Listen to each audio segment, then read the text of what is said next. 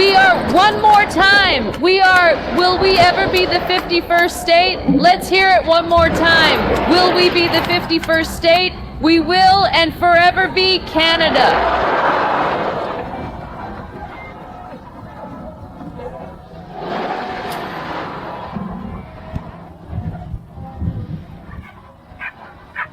Elbows up! Well,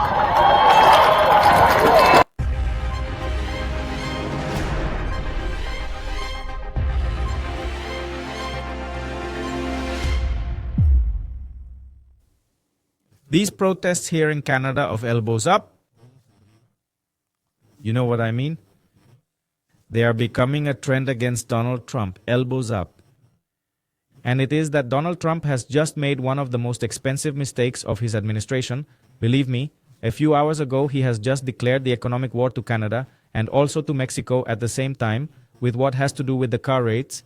It is supposed that this was going to start on April the 2nd. Well, Trump, being Trump, goes ahead and announces yesterday this blow.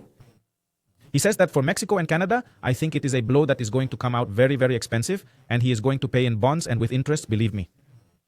What Donald Trump did not calculate is that this time the answer was not only immediate by Canada, it is also being very devastating. And from Mexico now I tell you too, it is not, if we are going to start with the issue of Canada, one of those classic discourses of you hit me with aranceles, I will also hit you with $1 for $1. No. Donald Trump is already receiving a massive boycott at the moment. We are talking about a crash in many areas, for example, a tourist crash, nothing more. In what has to do with flight reservations to the United States, Canada has cancelled by 70%. The alarm is already growing precisely in the air industry, because practically the flights from Canada to the United States are empty. The lines that are usually made for, there is a special line to travel to the United States, are totally empty. If you see the airport, for example, in Toronto, that line, there is absolutely no one. And notice that here there is one thing that they sell to you, which is called Nexus, that if you are Canadian, you process that Nexus, and then you travel faster to the United States by plane or by land. They don't ask you any questions. You just pass like Juan through your house. And that is supposed to make it easier for you to enter the United States, not even by Nexus. Even discounts, even promotions are being announced on Facebook. Every time you open the application, they offer it to you and nobody wants it. And well, this is just the beginning of this crash against Trump, because the only one who is rubbing his hands, by the way, with all this is Elon Musk. Let's see, let's not be fooled by this dirty play of Donald Trump that harms the American automotive industry, Ford, General Motors, the Americans themselves. Do you know who is the only one who is going to benefit? Well, there you can see it in many, many notes, not just one, and it's not my opinion either. It's a dirty play by Donald Trump to protect his multimillionaire friend who is going bankrupt because nobody wants his cars. And they don't even buy them forcibly. And now, this movement surprisingly is benefiting Elon Musk. Why? Well, because it's a play that has a name and a surname. It's a gift wrapped up, tailor-made to try to save, with artificial respiration, the almost late Tesla.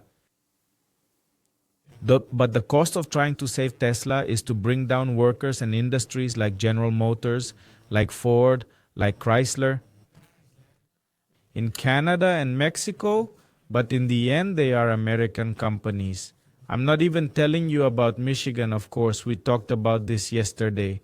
And this time, friends, it wasn't just threats. Trump made official yesterday these tariffs of the other cars that are not assembled in the United States.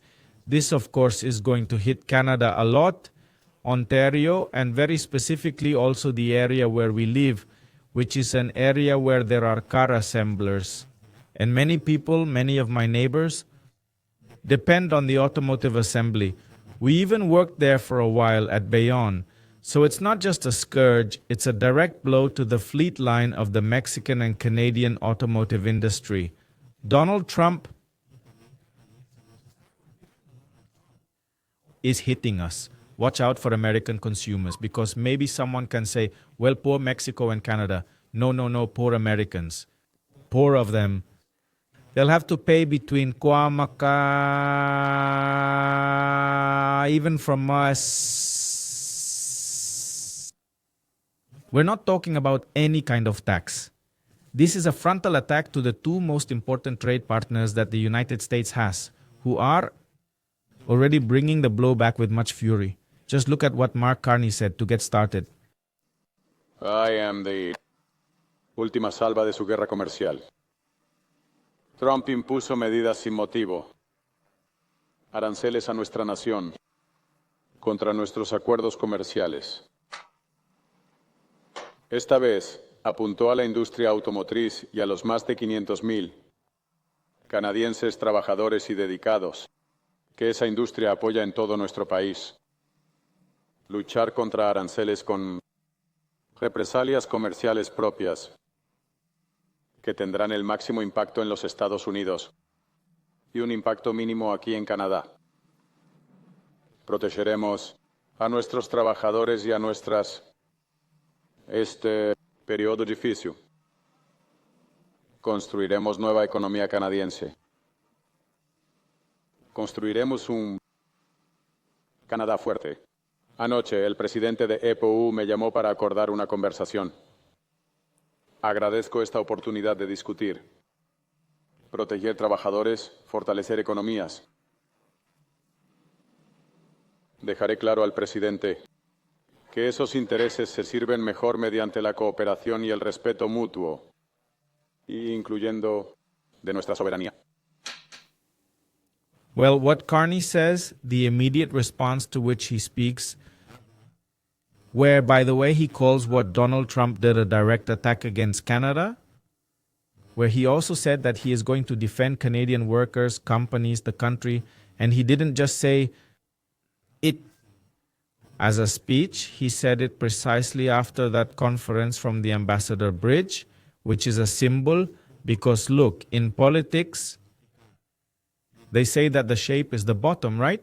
Through that Ambassador Bridge, 400 million are spent daily on bilateral trade between Canada and the United States. So, the place from which Carney launches this threat of counterattack is symbolic.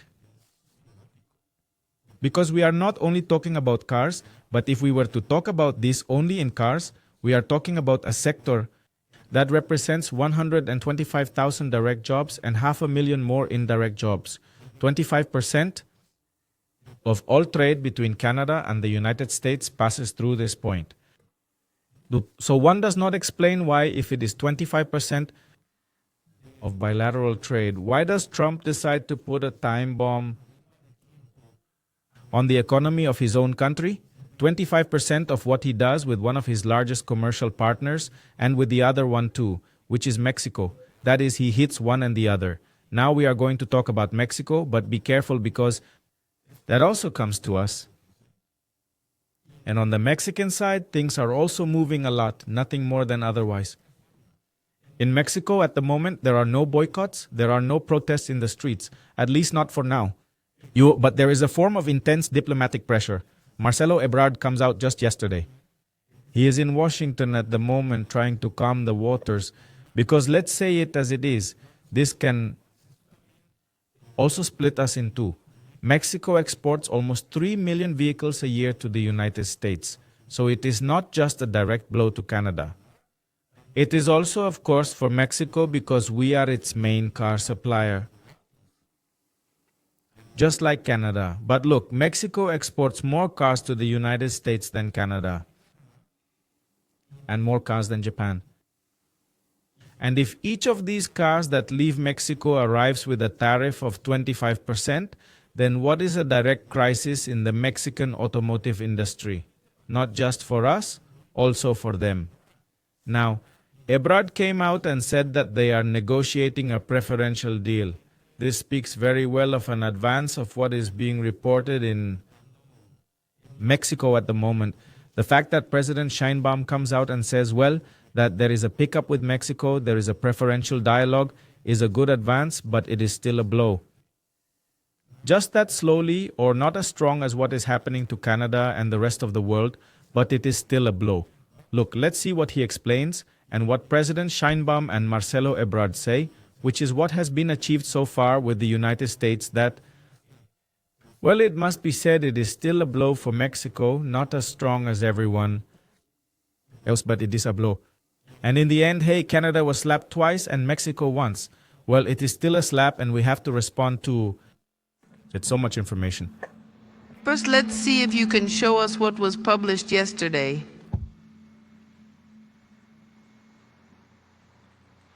By Casablanca.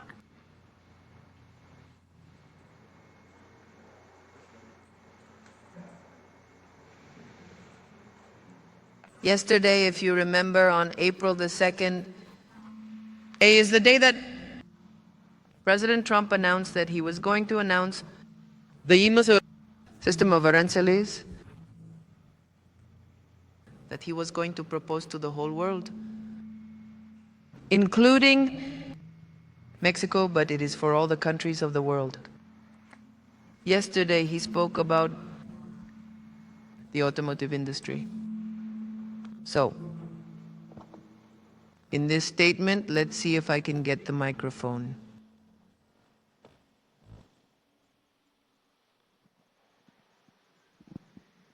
In this statement, it says that a proclamation was signed by President Trump, based on the national security of the United States, where he imposes an arancel of the 25% on the importation of automobiles and certain parts of automobiles, thus addressing a critical threat to the national security of the United States. Go ahead. Topas, it says that the arancel of the 25% will be applied to imported passenger vehicles and light trucks, as well as the key parts of automobiles. Engines, transmissions, parts of the automotive train, and electrical components, with processes to expand the arancels on additional parts if necessary. This is for the whole world. Then there are two special clauses for the countries that are part of the trade agreement, Mexico, United States, Canada. Automobile importers under the agreement of the United States, Mexico, Canada will be given the opportunity to certify their American content, and systems will be implemented so that the arancel of the 25% only applies to the value of its non-American content. Then it makes another element right here. It says the parts of automobiles that comply with the TME will remain free of arancels until the Secretary of Commerce, in consultation with the Customs and Border Protection Office of the United States, CBP, establishes a process to apply arancels to its non-American content. This is the essential. There are other issues that are linked to this.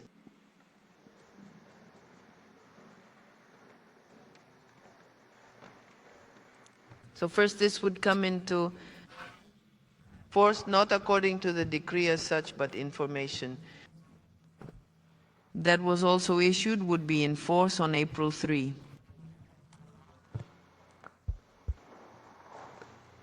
I have been manifesting several times that we are going to give an integral response to what was announced about steel and aluminum, what is announced today about automobiles, and what they are going to announce on April 2 after April 2. And that we do not want to give an answer to each issue, but really an integral response. The first thing the people of Mexico need to know is that we are always going to protect Mexico. That is our responsibility. We have to defend the jobs that are generated in Mexico, the jobs that exist, and the Mexican companies as well.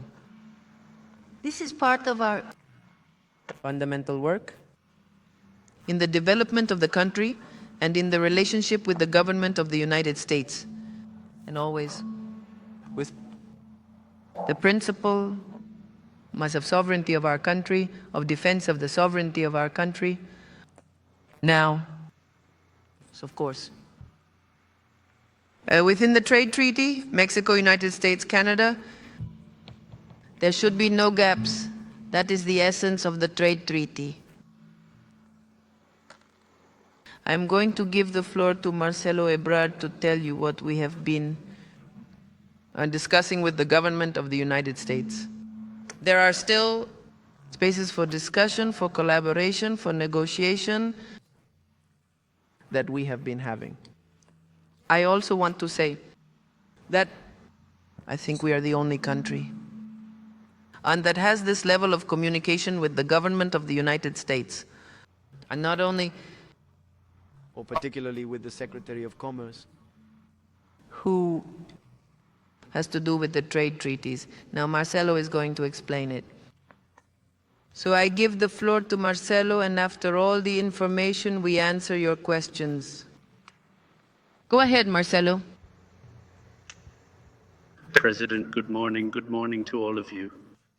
Greetings from Washington. In fact, yesterday, as the President said, President Trump announced and proclaimed, that is, it was already made public, the decision to impose tariffs of up to the amount of vehicles imported to the United States. This is a great change in the commercial system by itself. And of course, it has been the main order of President Sheinbaum that we take care of employment, jobs, income, and our economic activities in Mexico. The automotive industry and the auto parts industry are very important.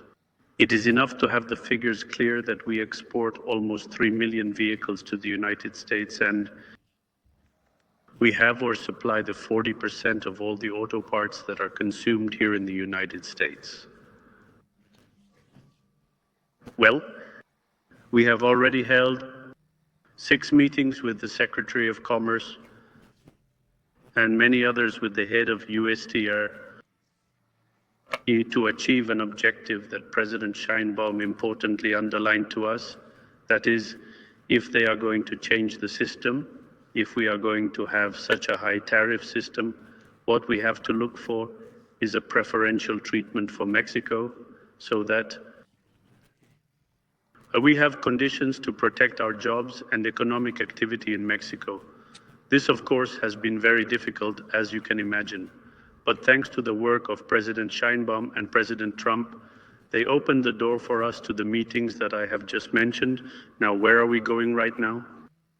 The President said, and she said it well, that from April the 2nd, we can present a complete answer to avoid presenting fragmented answers before it is known what the new system is that we are going to live these next few years. So on that date, we will be able to give more information and also tell you how we are going to take advantage of the conditions that are in the treaty, such as the side letters in steel and aluminum and in vehicles and motorhomes. But for now, I would tell you the following. Where are we going? Well, first of all, that the vehicles manufactured in Mexico, the Mercedes, the origin rules that were stipulated in the TMAC have been increasing their components made in North America. Therefore, they have a larger content of parts or components of the United States. If you compare the date of the date of the date, the percentage that corresponds to those parts made in the United States has been increasing. Therefore, in almost all brands, not 100%, but in most of the brands that are in Mexico, that component already has a more or less significant percentage. This means that they will have a discount. In other words, those vehicles that we are exporting will not have a discount depending on the integration of the components that I just explained. This is a very important first point that has already been published. A second very important point. It has been another concern that President Sheinbaum highlighted are the auto parts that are produced in Mexico, which in export, as I explained, are very important. So they will not have a discount until April the 2nd. We are at a table that was opened with the Secretary of Commerce to take care of the Mexican auto parts, which also, as I said, have a total of 40% of the auto parts that in the United States are integrated into the entire production chain of the United States. This means, to say it more clearly, that you can buy a vehicle made in the United States, but it has 40% of Mexican components. So we told them, you are going to charge 25% of the total Mexican auto parts. Today, what we agreed on, there is an operating table of this that I am explaining to take care of all the Mexican automotive that has to do with auto parts, which is very, very relevant. Another issue that was also clarified that we were able to advance in these talks is that the tariffs are not charged several times to the manufacturers that are in Mexico. Because as I once explained, please invite me to the president. Well, a piston crosses the border 7 times. Imagine if they charge you 7 times the 25% or whatever the percentage is.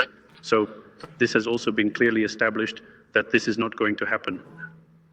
These 3 points have been the reason for the last conversations that we have had,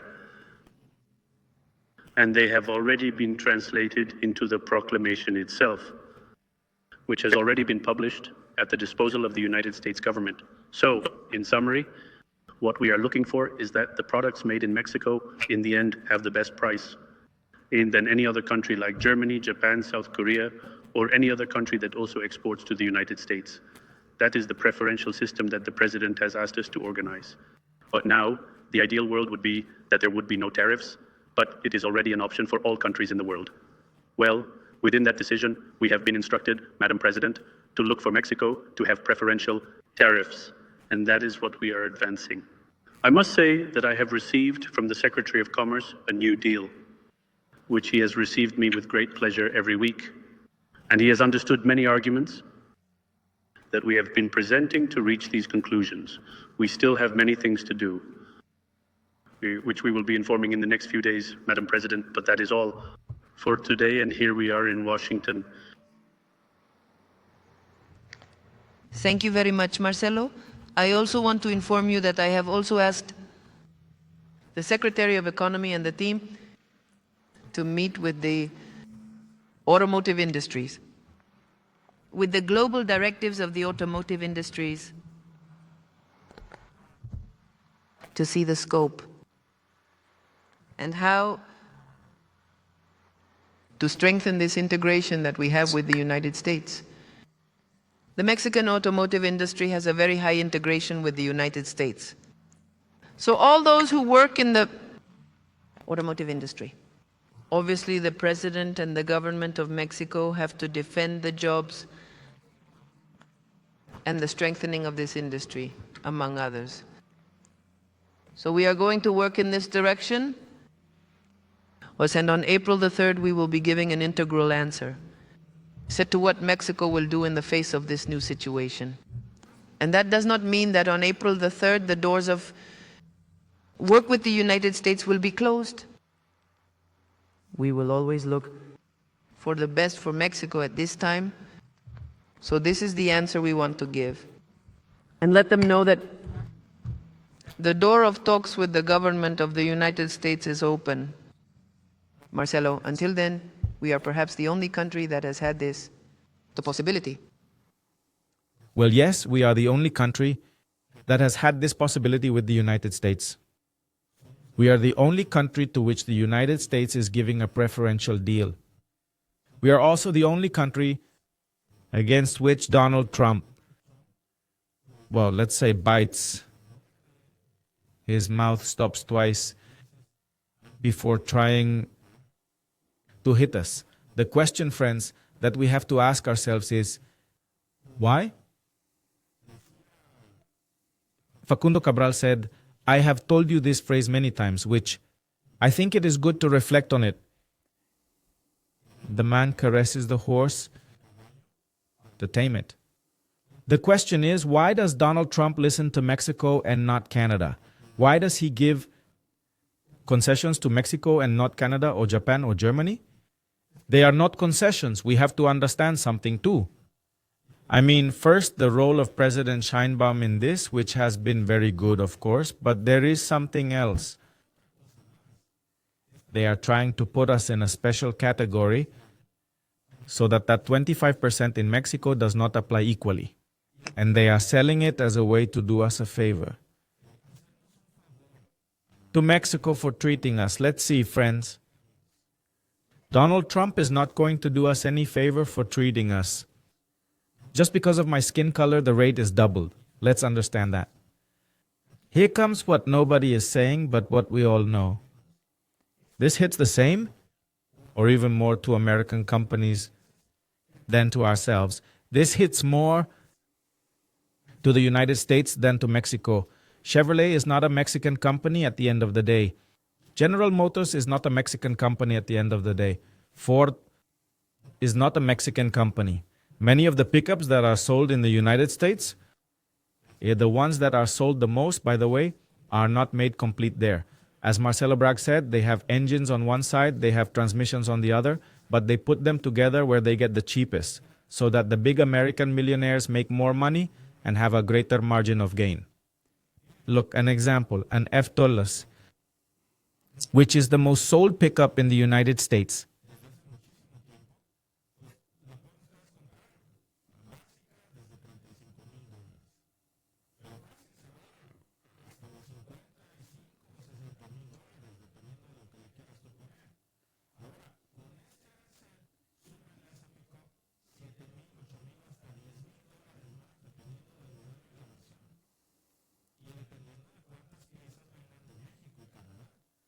Has been around for a long time. Mexico is not going to pay for it. The American consumer is going to pay for it. It is not that Ford or General Motors are going to absorb that blow and say, well, no way. Yeah, we have to put it on, we have to earn less. No, they are going to spend it directly on the final price. So that kind of savings all year long to buy a new FTAS, well, now they are going to have to borrow more or lower a lower model. And that, for the working class that Trump says he defends so much, is a bullet. It's like putting a bullet in his knee. Now, the ironic thing, friends, is that many of these trucks are not even intended for export. They are for the local American market. For example, if you go to Europe, it is very difficult. I don't know of any place that we have had the opportunity to visit. I have seen a Cadillac, for example. The big versions of a Chevrolet, a Suburban, they are compact cars, that kind of big spacious vehicles that don't fit in most of the big European cities are designed for the local American market. For example, the automatic pilots that are now driven alone with artificial intelligence work on the highways of the United States and Canada. That's it. They can't sell it elsewhere. But since the rules of the treaty say that it can be manufactured anywhere in North America, well, the brands have been investing in Mexico for years to produce cheaper, not to do us a favor. It's to save money. I'll give you an example. Here in the Honda, very close to where we live, there is a Honda assembly plant. Minute before arriving, a construction lineman earns approximately, well now, with the increasing wages, a lineman earns between $5,000 and $6,000 a month or $8,000, depending on the personal benefits. The same person who earns here from $5,000 to $8,000 doing the same thing at the plant at Querétaro earns less than $1,000. Oh no, so it's a big difference. Who gets what they save? They don't give the cheapest cars. They give them at the same price. It's a margin of gain that the seller gets, of course. And now Trump arrives with his axe, cuts the supply chain as if it were that simple. That's why Ebrard comes out and says that he's had 6 meetings with the U.S. Secretary of Commerce and with the Office of the Trade Representative, that there has been very good disposition. Of course, there will be very good disposition. And we, friends, have to take advantage of not only the good disposition, because it's not because we like what we say, it's because they need us. So we have to use that as an argument of power to negotiate from a position of strength. Things are going very well in Mexico, that has to be said. But we also have to remember they're not doing us any favors. I think that has to be made clear too. The reality is that they don't know if they're going to be able to keep exporting at the same prices or if they're going to have to start reconfiguring all their production supply chains. They don't even know what they're going to do. But the most cynical thing about all this, friends, is Trump's speech. As if it were Mexico's or Canada's fault because he says that we manufacture cheap things. He said from the White House that the factories were going to Mexico and Canada, and now thanks to his policy, they're coming back. But that's not true. What he's doing is creating a brutal environment of uncertainty where nobody knows if it's worth investing in the United States in the long run because everything can change in the next government. And you know what's going to happen to all the companies that are already settled in the United States paying a worker who used to be paid $1 or less. And now they've returned to the United States to pay them $. As soon as Trump leaves, they're going to go back to where they were. That's why here in Canada, there's a lot of annoyance. The response from Canadians has been overwhelming. The protests that I put there at the beginning, but there's also this issue that I showed you about the flight reservations to the United States that have dropped by almost 70%. Imagine that. 7 out of every 10 Canadians simply canceled all their travel plans. We are talking about tourism agencies that are reporting a drop of more than 50% in their sales packages, which traditionally sold a lot to Phoenix, Las Vegas, New York, Florida. It's a very popular destination here. A lot of Canadians then imagine that the cheapest house here costs $1 for a small room. When for that money, they buy a huge house in Texas and with good weather or in Florida. So what they do is buy a house there, and as soon as winter comes, the people who are already retired and don't have to work for 6 months of the year are going to live in their houses in the United States. They have properties, but they also spend every day. They live 6 months of the year spending. And now they don't do it anymore. Now in their place, those same travel agencies are offering tours along the east coast of Canada, and also, you know where? To Mexico, which is Canada's new tourist destination par excellence. People are not only upset, Canadians are already talking about changing their lives in order to put, or rather, not to put a single dollar in Donald Trump's economy, not to step a single American foot while Trump is sitting in his chair. That confidence, by the way, is going to be hard to recover, and we're not just talking about tourism. There's a huge commercial boycott, very, very big, which is being reported, of course, and you can see it in some of the notes. Supermarkets, pharmacies, local stores that are promoting this, which is called Buy Canadian. How? By leaving out all American products. Here, even at Costco, in fact, if you go to Costco, they're already proud, even at Costco, to say that there are no American products. Costco, which is an American chain, right? Chocolate, ice cream, coffee, everything is Canadian. Meat. It's not a temporary trend, it's a collective response from a country that is fed up of being treated as if they were enemies, that is fed up of an undeserved treatment. Now, this is not just a speech fight. Look at what's happening, for example, in Toronto. In the video I showed you at the beginning of this podcast, protests in front of the US consulate. They're there with this upper arm politics, which is precisely this. It's the trend that's being managed here in Canada, right? Upper arm, showing that it's not just something about party politics, it's a matter of national dignity. In case something else is missing, well, I think that here we are already seeing how the great winner of all this is Elon Musk. All this uproar for what? To favor the multimillionaire friend of Donald Trump, who is about to break one of his emblematic companies, Tesla. Tesla is the only company that manufactures almost all of its cars in the US. But if we go to General Motors, to Ford, well, they assemble everything in Mexico or Canada. And this, of course, is already turning Elon Musk into the great winner of all this show. Incredible what Donald Trump does to protect his multi-millionaire friends. And harm not only the rest of the emblematic US companies, but also the average middle-class American who voted for Donald Trump. And let's not forget that Musk is one of the few businessmen who has a direct line with the White House. This is a vest to measure. To give you an idea of how disloyal all this is, last year the two most sold electric cars were the Y model and the Tesla Model 3.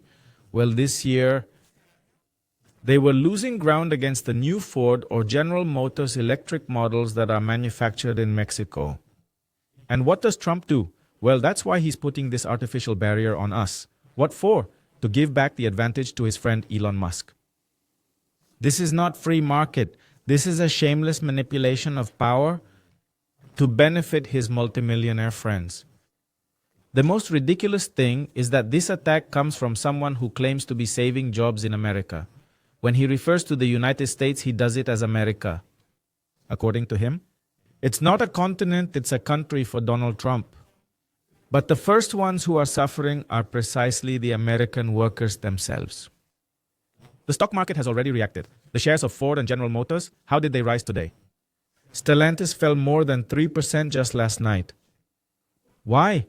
Because people know that these companies cannot absorb that cost without firing people, without closing plants, and without sending unemployed Americans to the streets.